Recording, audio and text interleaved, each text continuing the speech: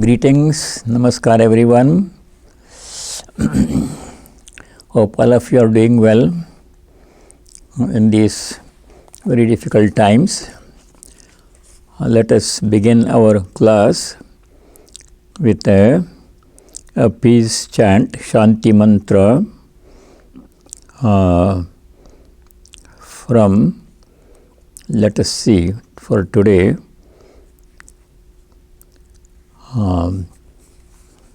This is from the Taittiriya Aranyaka. This prayer is a stanza from the Taittiriya Aranyaka Vedas. In Universal Prayers, page 66, the middle one. There are three on page 66. We'll do the second one, and the English translation is on page 67. Om Atma me shuddhantam jyotiraham virajavyapapma bhuyasam Atma me shuddhan antaratma me shuddhantam Jyotiraham virajavyapapma bhuyasam Paramatma me shuddhyantam Jyotiraham virajavyapapma bhuyasam Om Shanti Shanti Shanti. May my body become pure. May I be free from impurities and sin. May I realize myself as the light divine. May my mind become pure. May I be free from impurity and sin. May I realize myself as the light divine. May myself become pure. May I be free from impurity and sin. May I realize myself as a light divine. Om peace. May there be peace and joy in our hearts. May there be peace and harmony amongst all beings. And may there be peace everywhere in nature. This is a prayer for purity at all levels of our personality. Body, mind, and inner self. Purity of heart, purity of body, mind, and inner self is very essential for realization. It is the impurities at all levels in our personality that keep us from our true nature, from realizing our true divine nature. So, prayer for purity. Let us continue. We just began chapter 5 last time. This chapter also begins with a question, as we saw in the first sloka. Arjuna asked the question. Sri Krishna had spoken about two paths. In the third chapter, sloka number 3, Sri Krishna had said there are two paths. Lokesmin dvividha nishtha pura prakta maya nagha. In this world, two paths have been prescribed by me earlier.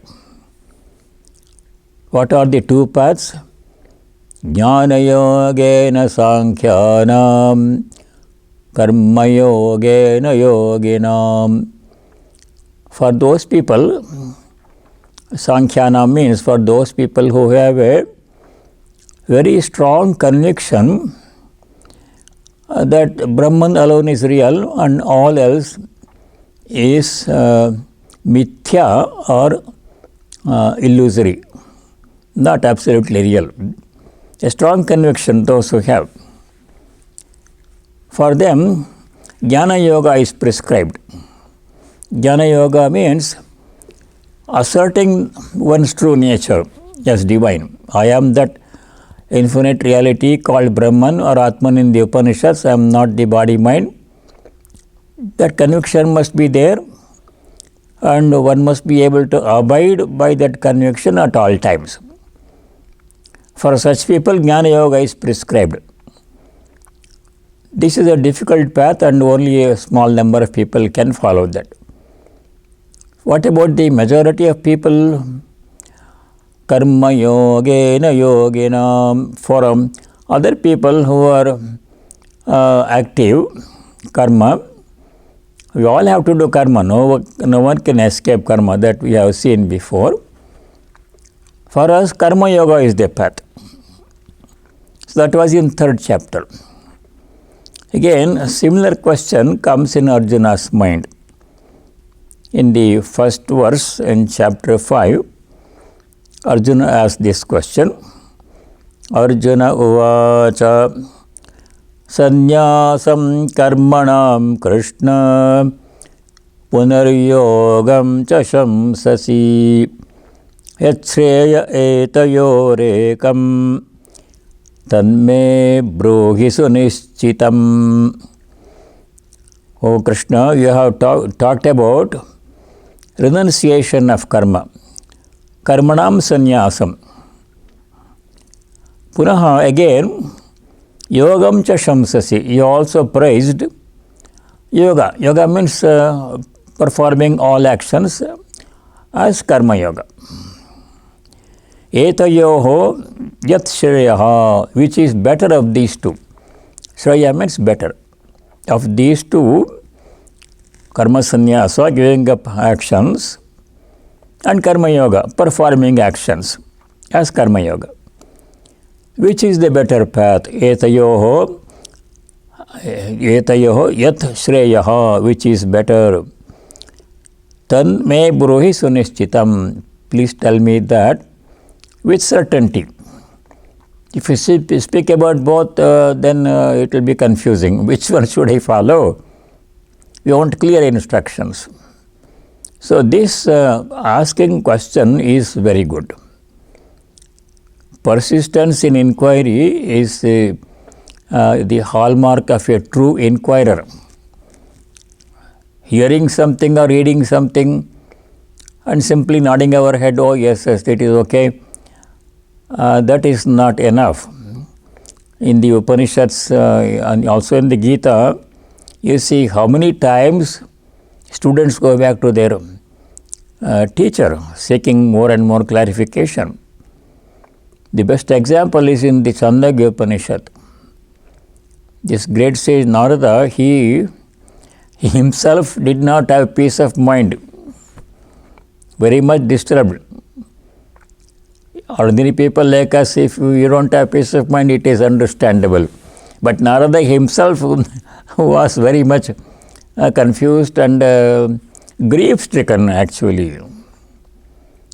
So what does he do? He goes to Sanat Kumara, the greatest sage, Brahma's son, and explains his predicament. So I have studied all the scriptures, all the Vedas and all other branches of knowledge. I don't have peace of mind.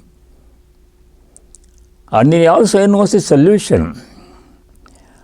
Narada says, Sutam me bhagavad drishebhyaha tarate shokam atmavit iti. Narada knows the solution. He said, I have heard from great teachers like you, bhagavad drishebhyaha shrutam. What has he heard? Tarati shokam atmavit iti. Atmavit means one who knows the self, one who has atmajnana. Such a person crosses over shoka, means all grief and suffering. I don't have that. Please teach me.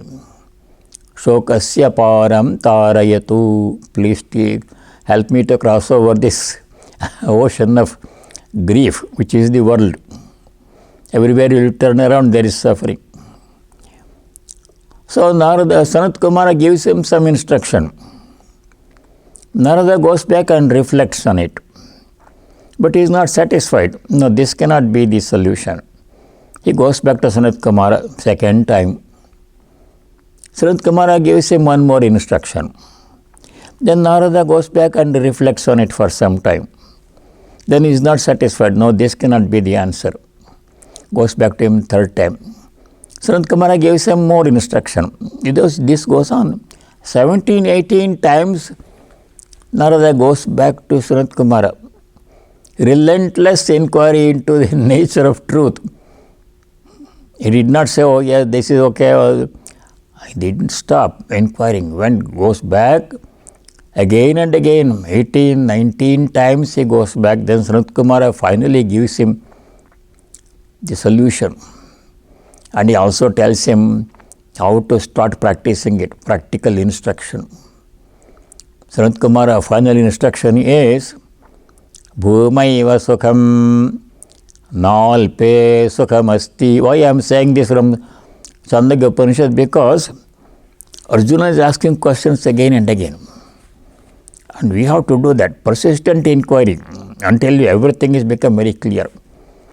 That persistence in inquiry is what I am emphasizing. So the final instruction Sanat Kumara gives to Narada is, you are looking for happiness, right, Narada? Then happiness can be found only in the infinite. Bhumaiva sukham na alpe sukham asti. Alpa means finite. Everything that this world can offer, the happiness we get from family, job, beauty, youth, property, fame, these are all fleeting, limited. After some time they will go away. That is not true happiness. Alpe sukham nasti. In the limited, there is no sukha. Bhumaiva sukham. The infinite only can. What is the infinite? The self, Atman. Everything else is finite. Know that Atman. How to know that Atman? What is Atman? Atman is absolutely one without a second. Ekameva advitiyam.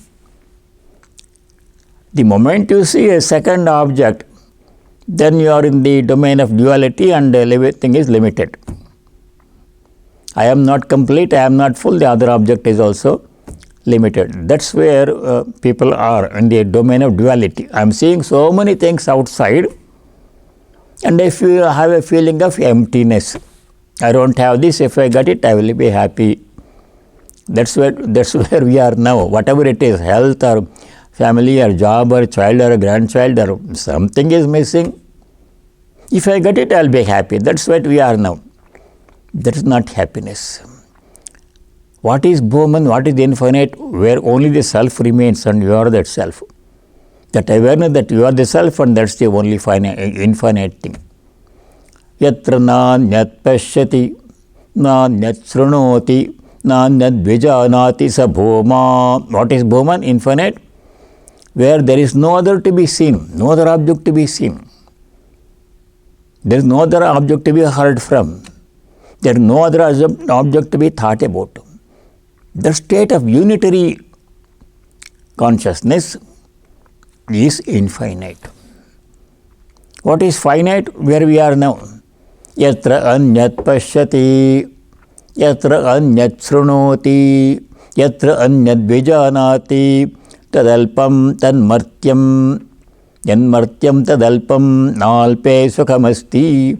The moment you see a second object, it may be another person, it may be another property or house or money, it may be another thing, situation or experience, happiness.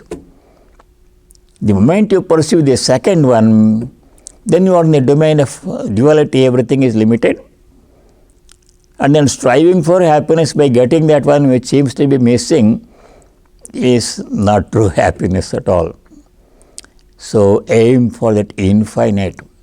That instruction finally Sanat Kumara gave. Then he also tells him where to start. You have to have a starting point from where we are. We can't start from some other place 10 steps ahead of where we are now. We have to start where we are, this situation. Today we are in this situation, I am seeing duality. I am seeing other objects. How do I go from here to that infinite? It's a huge, long journey. So tell me the first step I have to take. Naradas. Sanat Kumara says, purify the food you eat. Ahara shuddhau sattva shuddhi. He comes back to food. The moment we talk about food, we go to the kitchen and dining room. No, that is not true. Every sense object is food.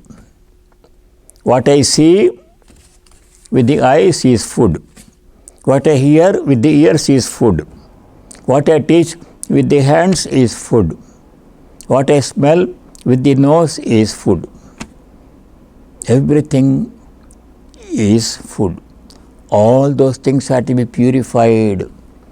Not hearing anything that is unhelpful other than name of God, glory of God, not seeing anything that is not pure,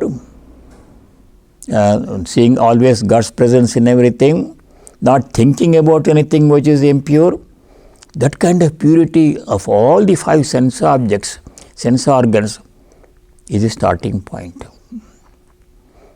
Then what happens when the mind when the food is purified, ahara shuddhau sattva shuddhi, mind becomes pure. Sattva shuddhau sarva granthinam vipramokshaha.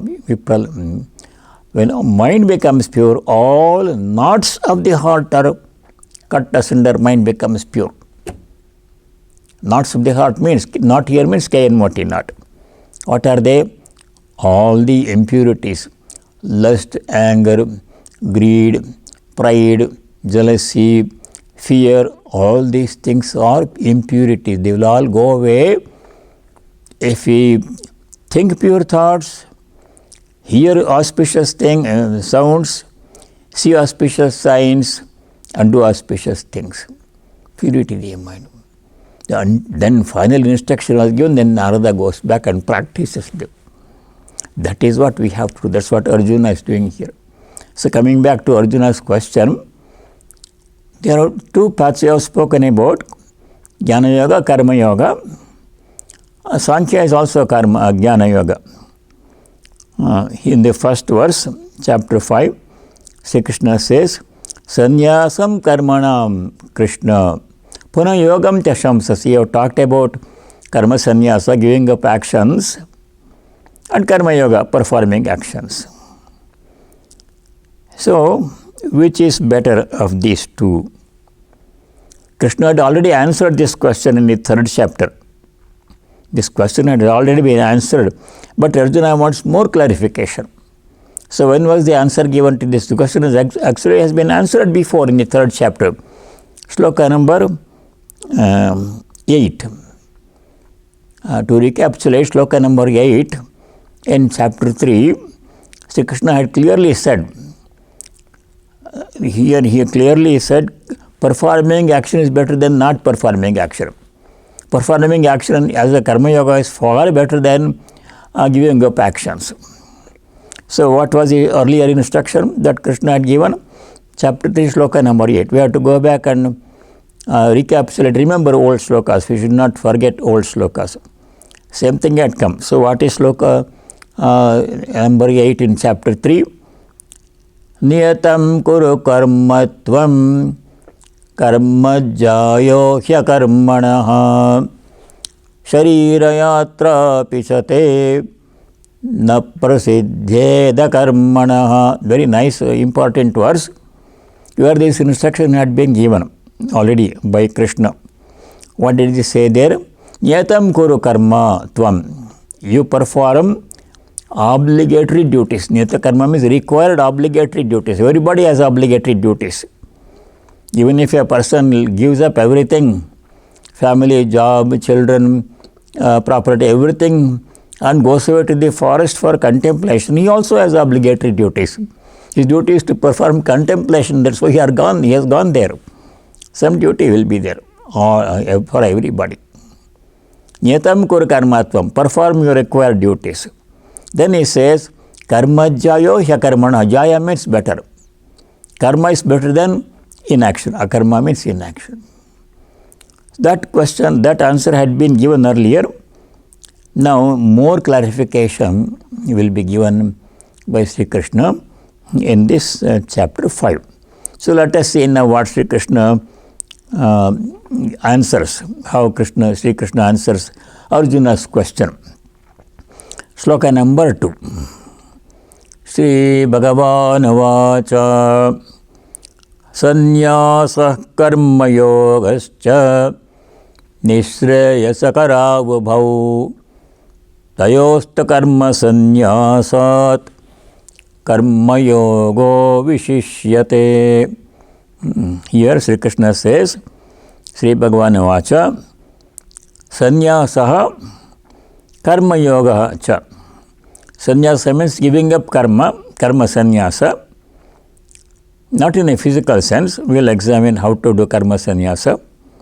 Karma yoga means performing action as karma yoga, as yajna, as offering, not with selfishness. Karma yogascha. Ubhau, both of these, nishreyasa karau. Nishreyasa means the highest good, liberation. There are two things that people pursue in this life. What are the two things everybody pursues? One thing is called Abhyudaya. Second thing is called Nishreyasa. Two goals of life. Abhyudaya means worldly happiness. Abhyudaya means enjoying happiness in this world.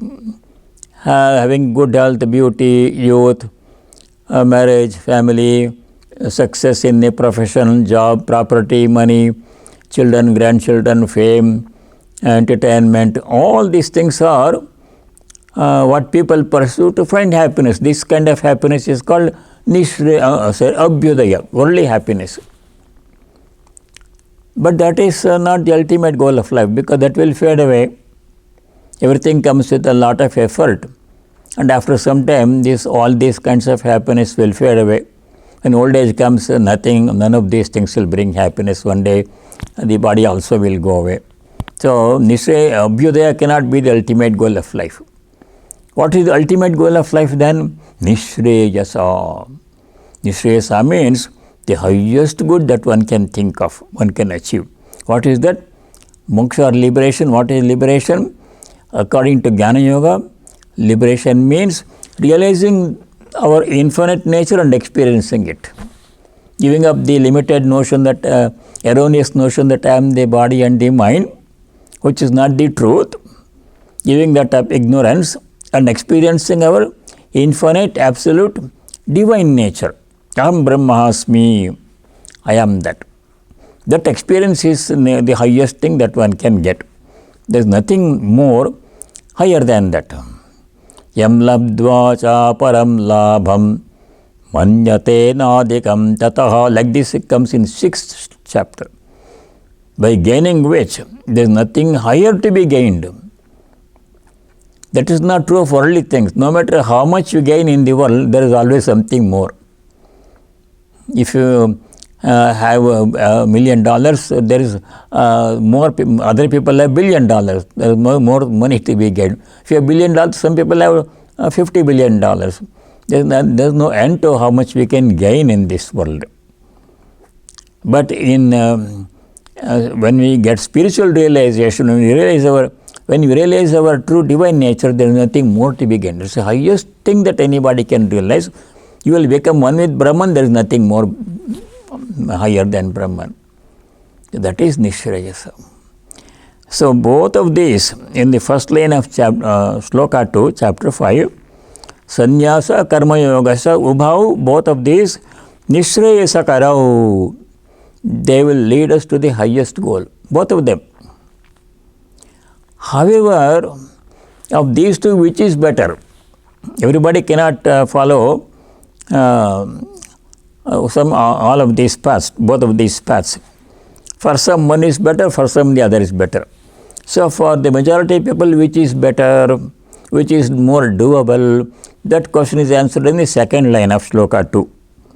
There Sri Krishna says, Tayoho tu, of these two, karma sannyasat, karma yoga vishishyate.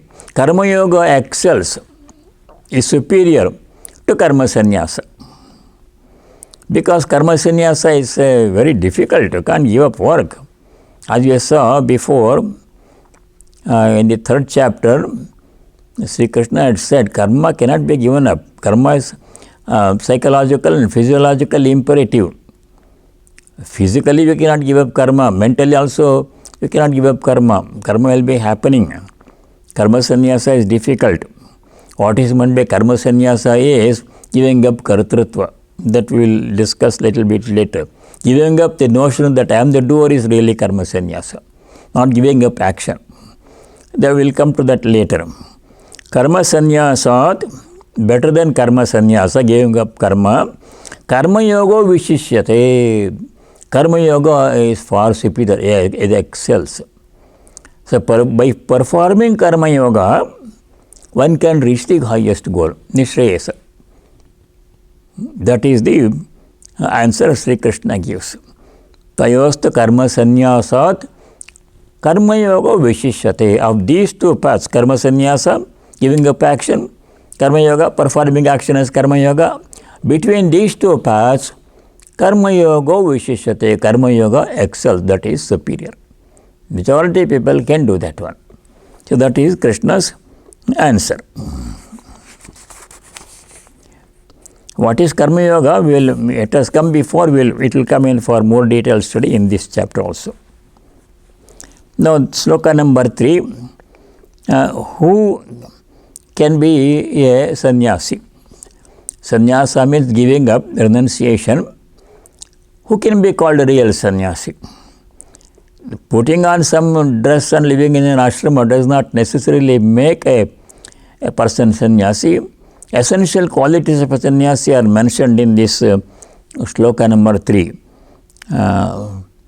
2-3 qualities are mentioned. One who has these 3 qualities, he may be living anywhere, putting on any kind of dress. Regardless of those things, if a person has these essential qualities, then only he can be called a sannyasi. This verse, sloka number 3, we shall do now. Kyeyasya nitya sannyasi yo na dveshti na kankshati nirdvandvo hi mahabaho sakham bandhat pramuchyate. Gyeyasya nitya sannyasi yo na dveshti na kankshati nirdvandvo hi mahabaho sukham bandhat pramuchyate. Qualities of a true sannyasi. Yona dveshti na kankshati, that phrase, similar things come in the 12th chapter where Bhagavan Sri Krishna describes the qualities of a devotee. See, in that highest stage, there is no difference between a jnani and a devotee. Lot of discussion about jnana yoga, bhakti yoga. Only the differences are in the beginning, and methods are different, but result is same. Both of them will achieve the same qualities mentioned in sloka number 3. Na dveshti na kankshati, na shochati. Here, let us see sloka number 3. Saha, that person, nitya sannyasi jnayaha, should be known as a renouncer, nitya sannyasi, always a sannyasi. Who can be called a real sannyasi? Yaha nadveshti na kankshati nirdvandvaha. 3 qualities are mentioned. Unless one has 3 qualities, one cannot be called a sannyasi. We can have a name, some Brahmarupananda, some name can be given. It does not make a person a sannyasi. These 3 qualities are essential, at least. So what are the 3 qualities? Yaha nadveshti, does not hate anything. Dvesha nadveshti kinchit nakanshati. Sukham dukkham va tatsadhanam cha. A person who does not dislike anything. We dislike certain things. Kankshati means desires, hankers for some. We want something, we don't want something. That's what we are now. For a sannyasi, there is nothing that he wants, there is nothing that he dislikes. Everything is same. How can that be? For example, nadveshti. Something unpleasant happens. So many unpleasant things can happen in our life. Something unpleasant, undesirable happens. Somebody becomes sick, or somebody loses his house or a job, or some problem comes. Then we intensely dislike that experience. We don't want that to happen. We become unhappy. We become sad. We become bitter, angry. We cry. Something unpleasant has happened. But for sannyasi, there is no such thing. Something comes, something goes, it's all the same. I am the Atman. What can go, what can come. Na kankshati. You always have some kanksha. Kanksha means desire. I don't have it, I want it. That's always in your mind. Something is there that I don't have, and I want to have it. And I believe that if that missing thing is given to me, I will be happier. That is where we are now. For sannyasi, there is no such thing that he wants. With whatever is or is not, he is content. Always content. Santushto yena kenachit comes in 12th chapter describing a bhakta. Yena kenachit santushta. Whatever is there, with that contented. Nothing more wanted, nothing that is already there. I don't have to get rid of it if it is unpleasant. Such a person is nitya sannyasi. Nadveshti, na kankshati. Third quality is nirdvandvaha. This came in the 2nd chapter. It will come again.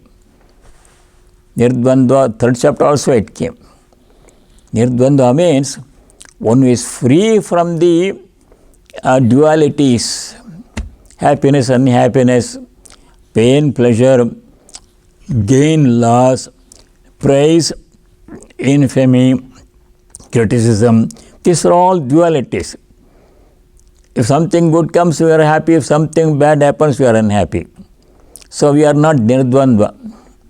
Nirdvandva means a person who is free from dvandva. Dvandva means duality, opposite, pairs of opposites. Whether good happens or bad happens, a sannyasi remains unaffected. An ordinary person remains affected by everything. If somebody praises him, he becomes happy.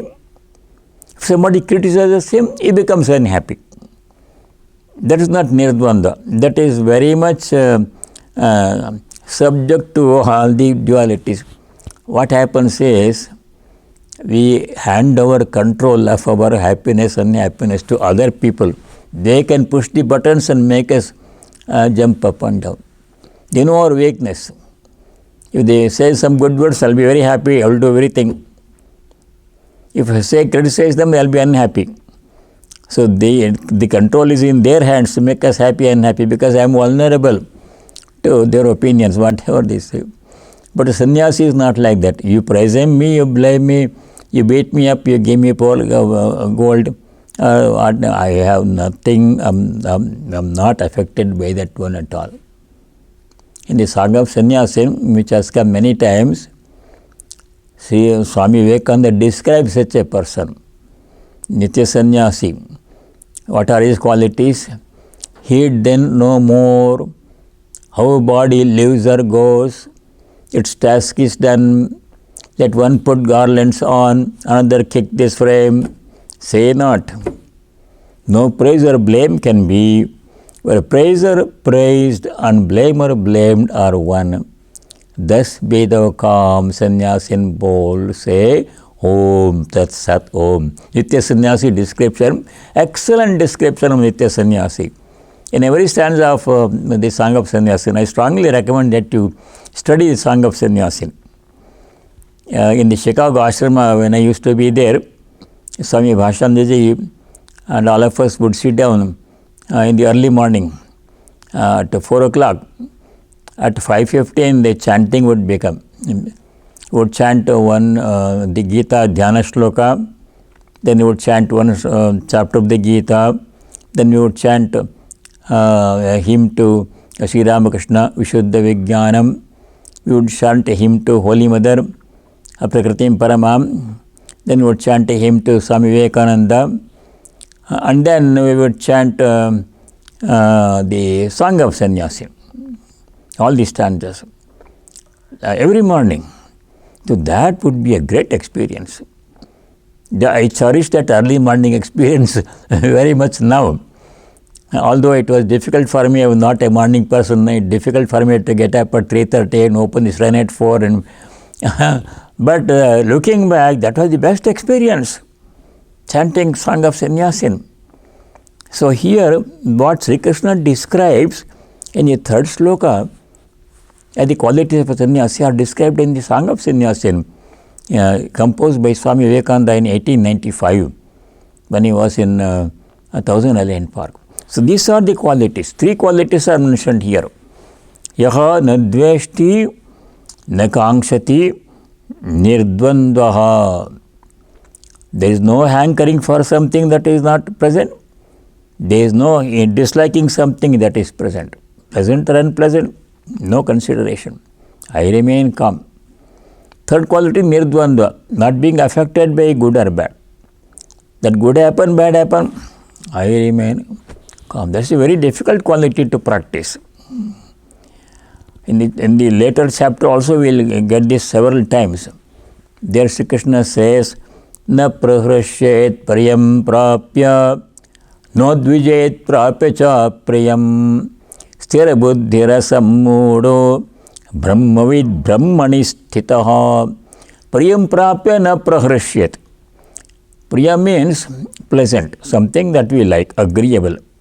Prapya, getting something pleasant, agreeable. Na prahrashyet, one should not become too much elated and delighted, assume it will be there always like that. Next moment it may go away. Apriyam prapya, something unpleasant happens, na udvijet, one should not be disturbed. Good happens, bad happens, it's okay. Sthira buddhi, a person of firmness of mind. Asammuda, one who has knowledge. Such a person can be sannyasi. Brahmavid brahmani sthitaha, that person can know Brahman and then will be established in Brahman.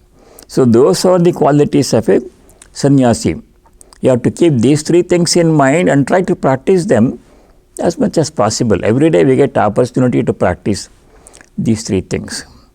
So before leaving chapter 3, I would like to chant it once more because of its beauty and importance. Very nice sloka. Jneyasya nitya sannyasi yo na dveshti na kangshati nirdvando hi mahabaho sukham bandhat pramuchyate. Now after that, the next 2 slokas, in the next 2 slokas 4 and 5, Sri Krishna again emphasizes the non-difference between Sankhya Yoga and Karma Yoga. Sankhya Yoga means Jnana Yoga. Non-difference means in regard to the final result which they will bring, there is no difference. There may be difference in the beginning, in the method we practice Karma Yoga, Jnana Yoga are different, but when the result comes, both will produce the same result. How can 2 different paths lead to same goal? Very easy to understand. For example, you live in some place in Rockville and you want to come to Vedanta Center. There are 2-3 different ways in which you can come. 2-3 different paths you can follow. Whichever path you follow, you will come to Vedanta Center because this is your goal, this is your destination, Vedanta Center. The path is depending on convenience. Where there is no traffic, you take that path. GPS says too much traffic, go this way. So it doesn't matter which path you follow. Goal is you have to come to Vedanta Center. By which way you come is matter of convenience. Goal is the same. So Sankhya and Yoga are like that one, 2 different paths leading to same goal. Phalaikatvat, result is the same. If you follow one, you get the result of following both. That is explained in the slokas 4 and 5. I'll give a nice example afterward. Let me do the slokas first. So, shloka number 4. Sankhya yoga pratak bala pravadanti na pandita ekamapyastita samyak ubayor vindate phalam. Sankhya yoga, Sankhya and yoga. Sankhya means Jnana yoga, yoga means karma yoga here. It may also mean bhakti yoga also. Prithak, they are separate. Iti kevadanti balaha pravadanti. Bala means a child. Here bala means ill-informed person. We can say ignorant person. Those who don't know, don't have deep knowledge of Vedanta, they say Sankhya is different. Prithak means different. And karma is different. Yes, they are different in the beginning, in the method, but the result they produce is the same. Pravadanti, balaha pravadanti. In uninformed people say Sankhya and Yoga are very different. Now Panditaha, Pandita means a knowledgeable person. A knowledgeable person does not say they are different. They are different in the method, but they are same in the when the goal, both of them lead to same goal. Ekamapyasthita samyak ubayor vindate phalam. Ekamapi samyak astitaha. If a person is practices very well one of these two paths, only one path is nearer to reach the goal. You don't have to travel by both paths. Take one path, follow it, you will reach the goal. Ubayo phalam vindate. When you reach the goal by following one path, you will reach the goal. That other path also will take you same goal, both of them, as if you are traveled by both. Result is the same. Phala means nishrayasa. Both of them, Jnana yoga, Karma yoga, lead them to the highest goal. Namely, phala means here nishrayasa. Nishrayasa phalam, Shankaracharya says. Whether you follow Karma yoga or Jnana yoga or any other yoga diligently, you will reach the same goal, that is reaching God, God realization or moksha or liberation. Highest goal is reached. There is no need to fight between these two paths. No need to debate Jnana yoga is better, Karma yoga is not good. That kind of debate is totally useless and waste of time and energy. Both lead to same goal. One path only you have to follow. No need to follow both paths. They will take us to same goal.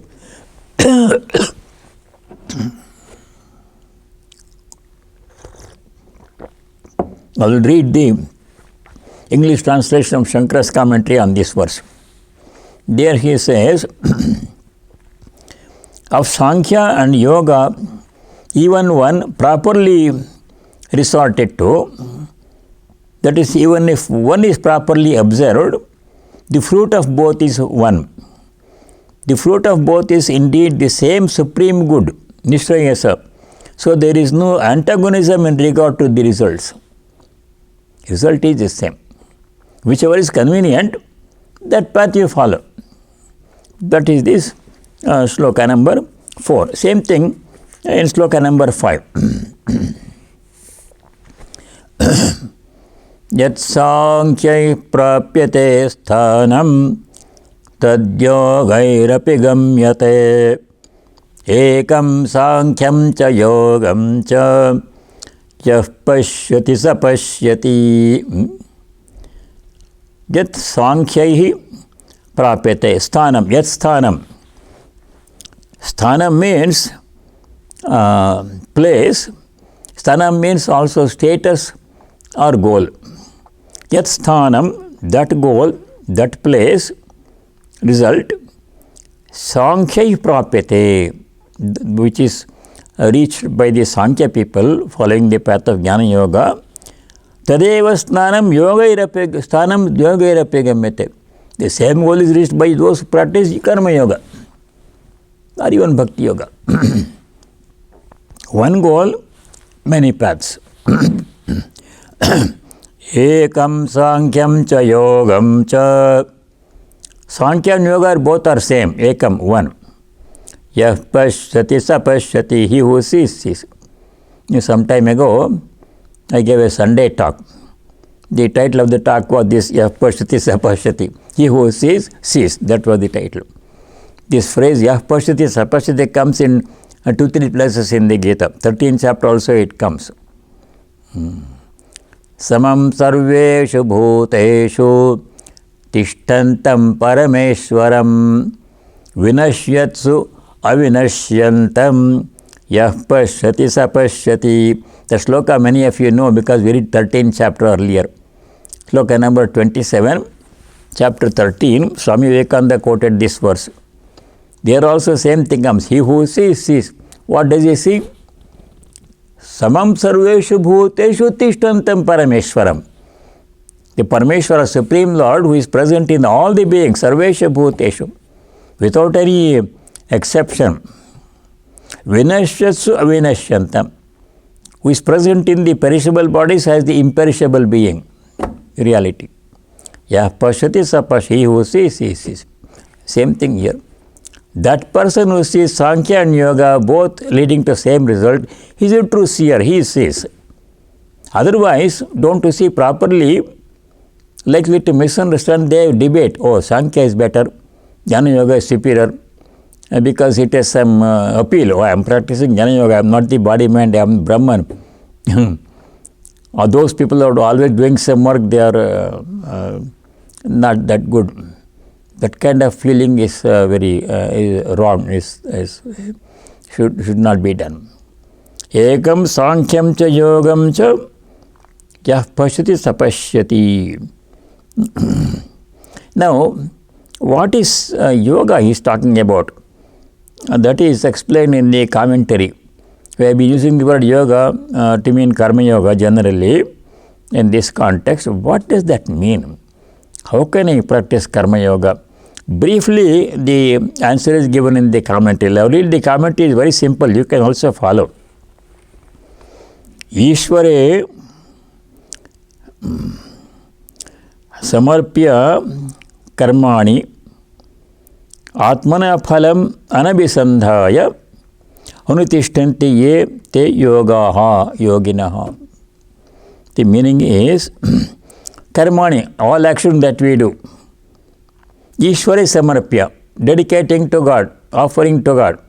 Not because he wants, he is need of it, but because we become free from attachment. That's meaning of offering.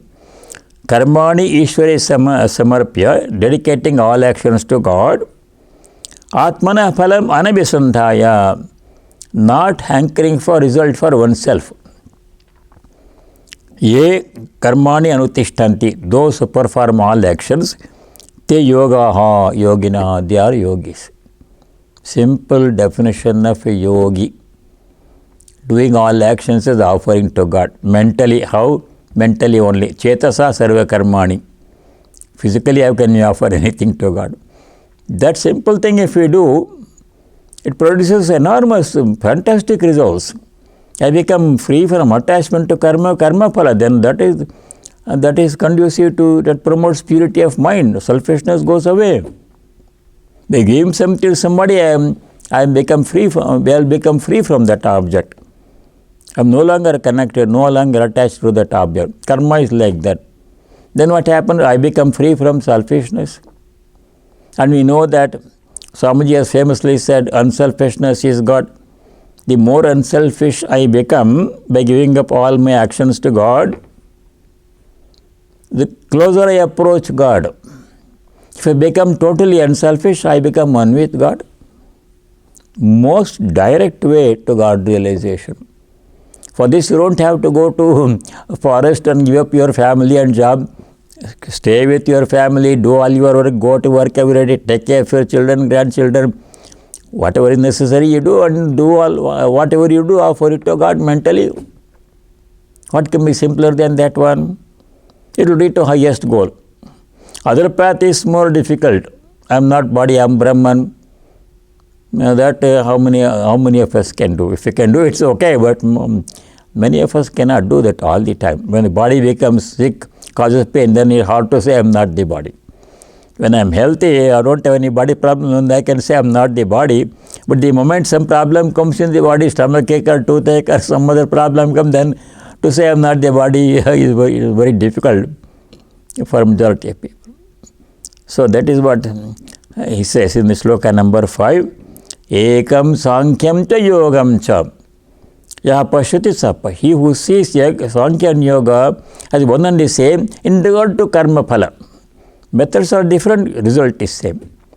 He is a true seer. Now, I used to do a Gita class in somebody's house in Indiana State, near Chicago. They had a huge house, big house, a very beautiful house. Why I am mentioning this? Because it is connection with the Ekam Sankhya Yoga. As soon as we entered the house, in the foyer, there was a nice Ganesha Murti sitting on a pedestal, very nice Murti to welcome visitors. And there were 2 staircases. One staircase going in the left direction like this, another staircase going in the right direction like this. Both of them ended in the upstairs, second floor. The second floor, where both these staircases ended, there was a nice Krishna Murti, beautiful marble image of Krishna holding a flute and playing the flute. Ganesha at the bottom, when you enter, Krishna at the top. To reach from Ganesha to Krishna, there are 2 paths going and converging. Both of them converge where Krishna was. So that was a nice explanation of Sankhya Yoga. This path is Sankhya, this path is Yoga. Both of them will take to Krishna, our goal, God realization. Ganesha is starting point. So I told them, your house is a perfect example of Ekam Sankhya cha Yogam. They were very happy. That way, 2 paths leading to same goal. No need to debate and quibble. Whichever is convenient, follow that path, sincerely you will reach the goal. That is the gist of slokas 4 and 5. Now we go to sloka number 6. Of these 2 paths, Sri Krishna says, the path of sannyasa is difficult. That we all know. He also says the same thing. Sri Krishna says it is easy. He does not say it is easy. He also recognizes, acknowledges that the path of sannyasa is difficult. Because sannyasi has to have these 3 qualities in the previous sloka. And the sloka number 4.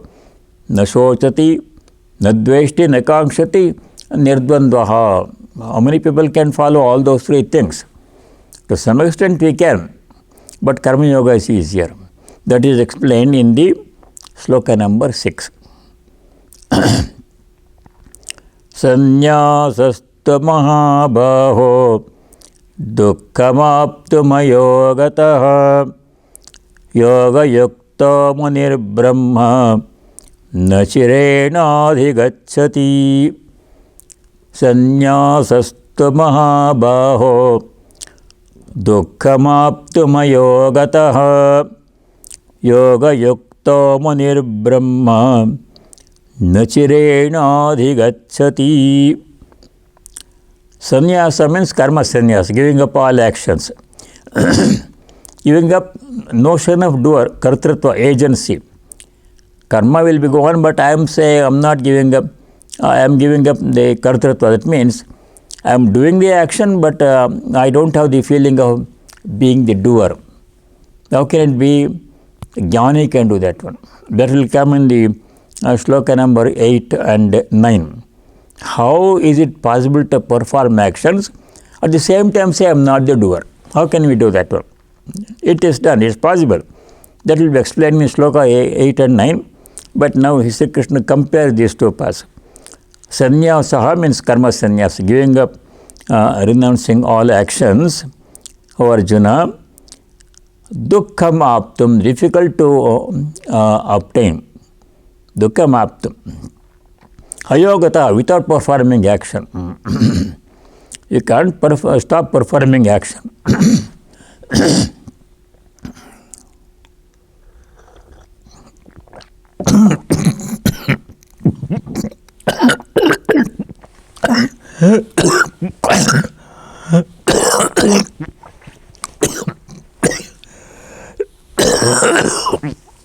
Excuse me.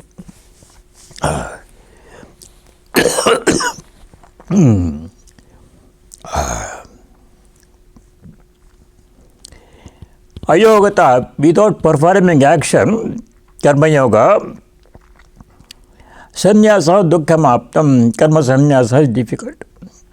Cannot do that one. Yoga yukta mani, a person who performs karma yoga. Yoga yukta means who is engaged in karma yoga. Saha achirena nachirena adhigacchati, Brahman achirena adhigacchati. Such a person attains Brahman without delay. Nachirena means quickly, without delay. Brahma adhigacchati, reaches Brahman. How? Yoga yukta, by performing all actions and dedicating all actions to God, saying not mine. As saw in the previous sloka, Ishvare samarpya karmani atmana phalam anavisandhaya. How to perform karma yoga? Very simple instruction. Nothing complicated, easy to follow also. What does he say? How to perform yoga? Yoga yukta. How can I become a yogi? Performing all actions without selfishness. Ishvare samarpya, dedicating all actions. Every time we do something, we should say Ishvararpanamastu or Sri Krishnarpanamastu. Generally, people say, when you do something, they say Sri Krishnarpanamastu. When you give something to somebody, in our earlier times, when some people used to come to our family, visitors, casual visitors, guests, my mother would give them something when they were about to leave. On a plate, she would keep some betel leaves and supari, betel nuts, and a coconut, and some haridra, kunkuma, all those things, and offer it to the guest. And when she was offering, she would say mentally, Sri Krishnarpanamastu. So what does it mean? This being offered, and it is no longer mine, I have given up attachment to this, and that is the end of transaction. Not carrying the thought in moment, I have given this to somebody, they will give me something in return, that should not be there. So, Yoga Yukta means performing all actions, dedicating all actions to God. Such a muni, such a sage, nachirena Brahma adhigacchati, reaches God very quickly. Doesn't take much time. So we'll stop here, and we will continue with sloka number 7 from next week onwards. And I shall say the closing prayer now. Om sarve bhavanta sakhinah, sarve santu niramayah, sarve bhadrani pashyantu, ma kaschid dukkha bhag bhavet. Om shanti shanti shanti. Om, may all be happy, may all be free from afflictions, may all realize what is noble and auspicious, may no one be subject to misery. Om, peace, may there be peace and joy in our hearts, may there be peace and harmony amongst all beings, may there be peace everywhere in nature. Harihi Om Tat Sat. Sarvam Sri Rama Krishna Arpanamastu. All of you stay well, and we shall continue next week by the grace of God. Thank you very much.